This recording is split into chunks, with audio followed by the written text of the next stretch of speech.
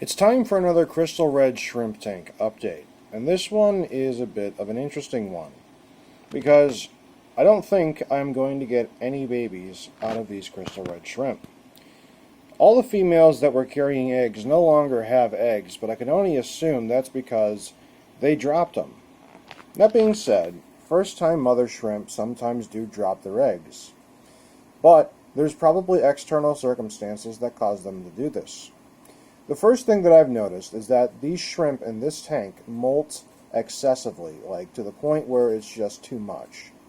Now, in order to sustain that rate of molting, you need a considerable amount of food with a high amount of calcium and other sorts of nutritional supplements to help them grow those exoskeletons. However, despite feeding them some food that I know is extremely good in all of those areas, their molts have still sometimes failed.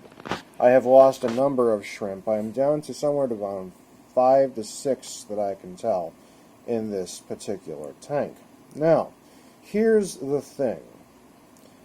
Why are they molting so fast? There can be a number of reasons for this. One, they were a little young when I first got them, but still apparently within breeding age.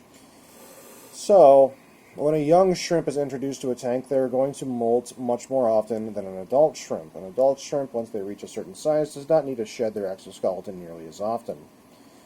Baby shrimp will molt usually 1 to 2 weeks, and adult shrimp maybe every 3 to 4 weeks, but I was experiencing molts every few days.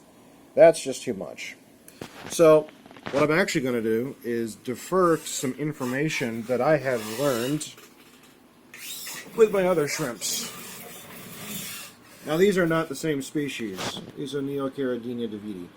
So, I've got a bunch of these guys, and they all do well. Thing is, in these tanks, I had experienced something very similar. They were molting way too much, the molts were failing, there wasn't enough food to go around to sustain that rate of molting. Now, I did something different, and it didn't need all that much alteration.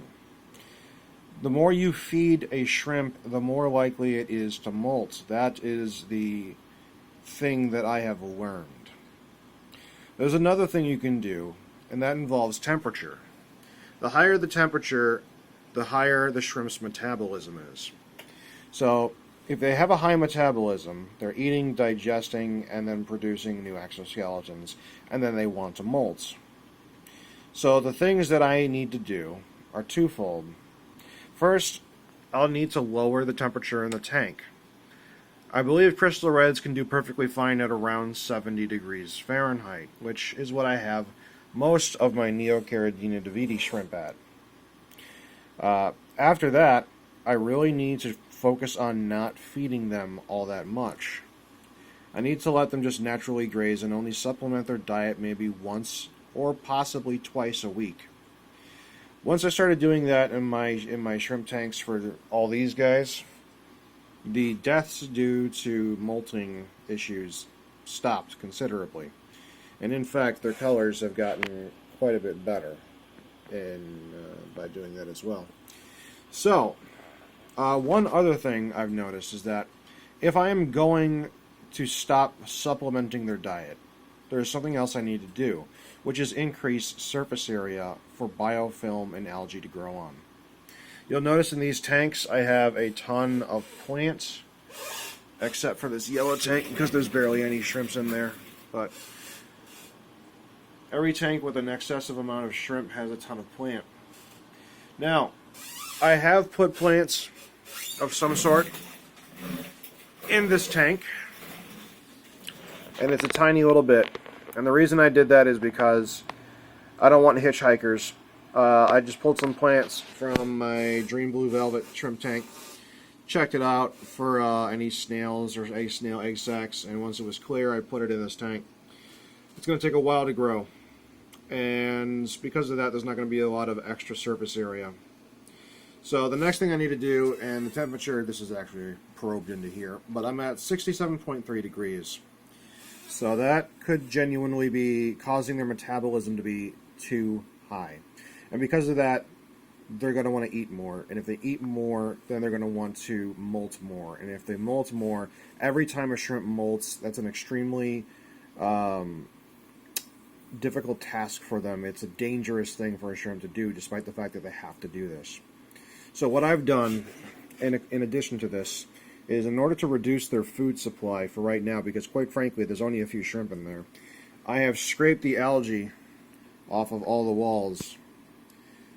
In comparison, you'll see biofilm everywhere in this tank. And it was kind of like that here, but I scraped it all off.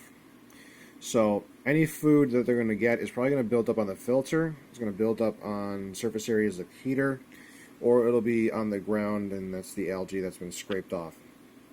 So the fact of the matter is, I did see a shrimp that was dead due to a failed molt. And I can tell it was a failed molt because half of its body was outside of the molt, or outside of the exoskeleton, and the other half of the body was still stuck in the exoskeleton. The shrimp got stressed out and died. So, I can only assume that based on what I'm seeing, excessive molts and failed molts, they are molting too much. So, this experiment is not dead, and despite the fact that I have indeed lost a number of shrimp in the last week or two, is not necessarily indicative of bad water parameters, which is the main thing I wanted to test with these shrimp. It is indicative, however, of a different problem, of which I have already stated, but I may need to get some more crystal reds in order to create a sufficient breeding stock. So, where does that leave us? Well, I've got a plan of action. I know what I need to do, and it's going to take a while, and the fact of the matter is, this particular experiment, this one might fail still. So, I do not see any baby shrimp anywhere in the tanks. I have not seen any. I did see little spots on the ground that possibly could be dropped eggs. I'm not entirely sure. Like those things right there, right in the center of your screen. Those could be dropped eggs. So, it's entirely possible that I will not get any babies from this particular stock. However, that doesn't mean I can't make this tank more suitable. I started this experiment with a few ideas, and I am going to refine the experiment further. I still do not believe the water parameters such as pH, GH, KH are affecting them negatively. In fact, due to the excessive molting, the higher GH may be necessary.